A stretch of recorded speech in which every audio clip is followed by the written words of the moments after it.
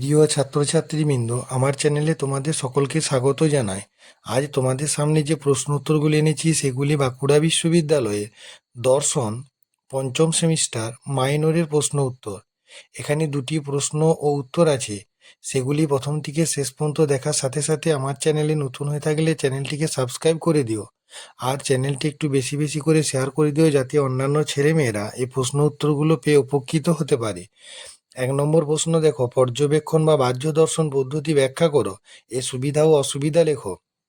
উত্তর দেখো, নিজের মানসবৃত্তিকে অন্তর্দর্শনে জানা গেলেও অপরের মানসবৃত্তির অন্তর্দর্শন সম্ভব নয়। অপরের মানসবৃত্তিকে বাহ্য দর্শনে অর্থাৎ আচরণ দর্শনে জানতে হয়। মানসবৃত্তির প্রকাশ ঘটে দেহের পরিবর্তনের মাধ্যমে, আচরণের পরিবর্তনের মাধ্যমে। সুখের প্রকাশ হাসিতে, দুঃখের প্রকাশ কান্নায়। এই সব দৈহিক পরিবর্তন লক্ষ্য করে আমরা অন্যের মন সম্পর্কে পরোক্ষ জ্ঞান লাভ করতে পারি। একেই বলা হয় বাহ্য দর্শন বা পর্যবেক্ষণ বা বিষয়গত পদ্ধতি। এই পদ্ধতির মাধ্যমে অপরের মানসবৃত্তি সম্পর্কে জ্ঞান সরাসরি নয়, পরোক্ষ জ্ঞান এক প্রকার অনুমানলব্ধ জ্ঞান।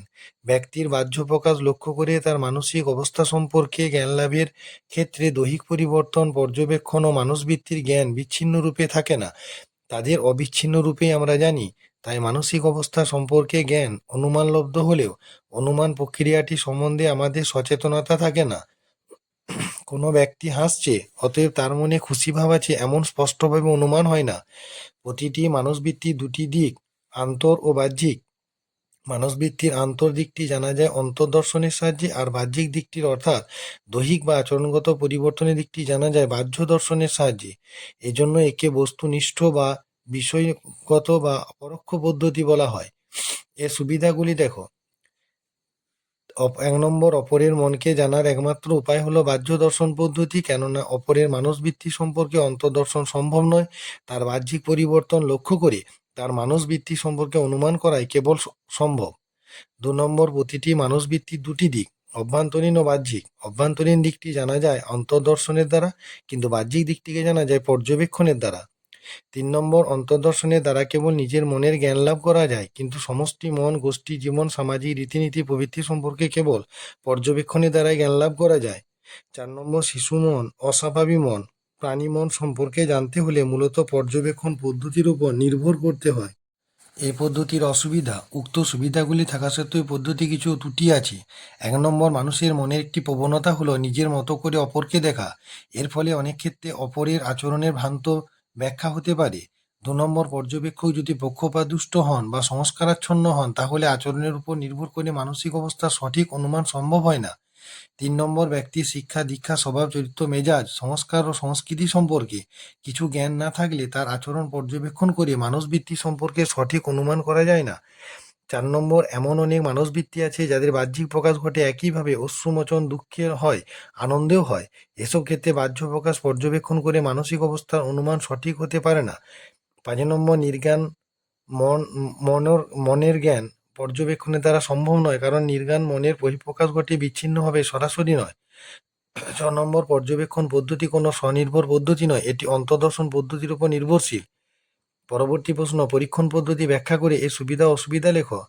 উত্তর দেখো, কোনো বিশেষ উদ্দেশ্য নিয়ে কৃত্রিম পরিবেশ সৃষ্টি করে কোনো মানসিক প্রক্রিয়াকে পর্যবেক্ষণ করার যে পদ্ধতি তাকে পরীক্ষণ পদ্ধতি বলে। মনোবিদ স্টাউট বলেন যে পরীক্ষণ হলো এই অবস্থায় পর্যবেক্ষণ, যে অবস্থা আমরা নিজেরাই পূর্ব থেকে তৈরি রেখেছি।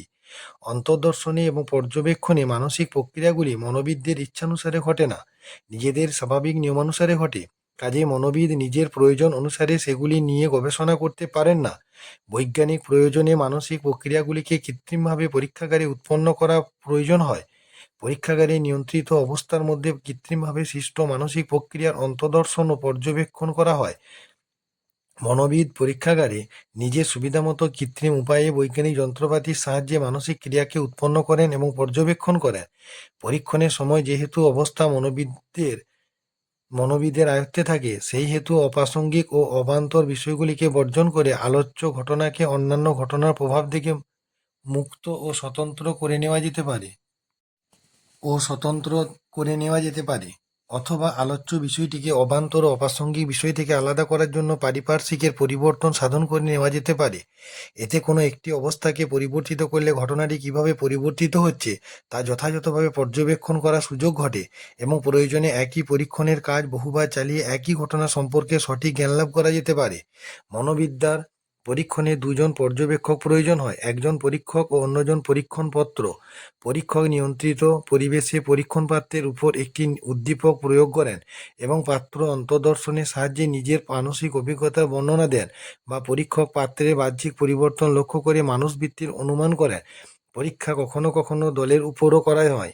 সুবিধা: 1 নম্বর, একই পরীক্ষা অনেকবার করা যায়, ফলে মানসিক প্রক্রিয়া স্বাভাবিকভাবে কখনো ঘটবে তার জন্য প্রতীক্ষা করতে হয় না।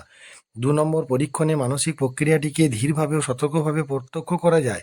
3 নম্বর, পরীক্ষার পরিবেশ পরীক্ষকের আয়ত্তে থাকে, তাই এখানে অপ্রাসঙ্গিক বিষয়ের প্রভাব থাকে না।